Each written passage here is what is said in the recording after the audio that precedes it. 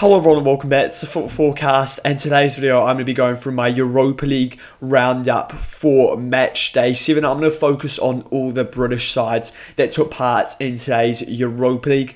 So starting off with Fenerbahçe Aston Villa, there's actually a full review of this game available on the YouTube channel now, but this is a great result for Villa. Despite having little possession at points, they still created the better chances in this game, and it was always going to be a tough game going away to Turkey, and with this result they have secured a top 8 position in the Europa League, which means they go automatically to the round of 16. And I think in today's game we saw an example of Unai Emery being a European specialist. He managed the game so well, and I thought they were excellent on the counter-attack and had a lot of chances on the counter-attack. And Villa were probably unlucky to not score another goal.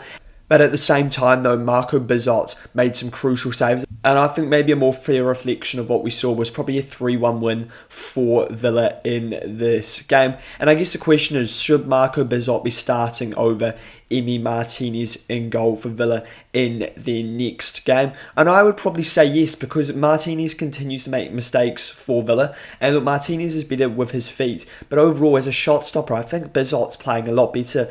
Sancho had a good performance in this game. It was a great header from him to actually win the game for Aston Villa. So that brings me on to the next game, which is between Forest and Braga.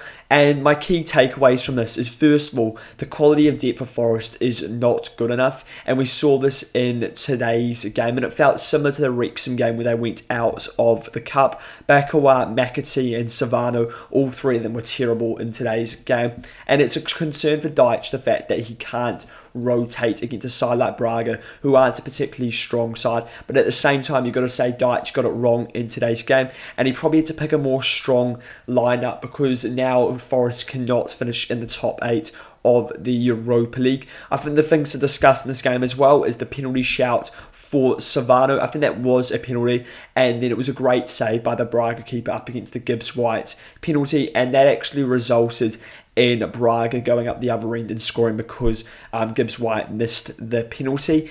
And I felt throughout for Forest there was a lack of creativity against a not very strong Portuguese side at all, and this has to be a concern for Sean Dyche. And the other controversy to discuss from this game was the Anderson red card. And look, this is really hard to talk about, because I have absolutely no idea what Anderson said. For Anderson to get a straight red, it must have been something pretty extreme, and it'll be interesting to see what he actually said to the referee. As usually in that situation, it would just result in a yellow card. But overall, it's a very poor result, because you should still find a way to win against Braga's side, despite missing a penalty, despite the unfortunate own goal, but they couldn't find a way. So then the next game is between Rangers and Ludogorets. I'm just going to quickly go over this, because Rangers are out of the Europa League. They cannot qualify despite winning their first game today. That also takes them to 7 wins in a row in all competitions, winning 1-0 over Ludogorets. And Diamonde actually had a good performance despite struggling this season, and he scored the goal for Rangers. So then the final game that involved a British side was between Bologna and Celtic. And look, if you offered Celtic a point at kickoff, I think they probably would have taken that. But considering they're 2-0 up, they would have been disappointed the fact they didn't manage to win this game. But will they actually be disappointed? Because Celtic did go down to 10 men in this game. And that is because Hatate got himself sent off for a second yellow. I'm unsure about this. I think that's the sort of challenge that Hatate's made there. I think in most scenarios you probably get away with a warning, but no, he got sent off for the challenge. In terms of the goals that Celtic actually scored in this game, the first goal was actually scored by Hatate, so he had a very mixed game, scoring and getting sent off. The second goal was scored with 10 men, and it was from a set piece. Tierney with the ball, and it was a good delivery. The Bologna player made a mistake and accidentally flicked it on to Trusty at the back post, who headed the ball into the back of the net.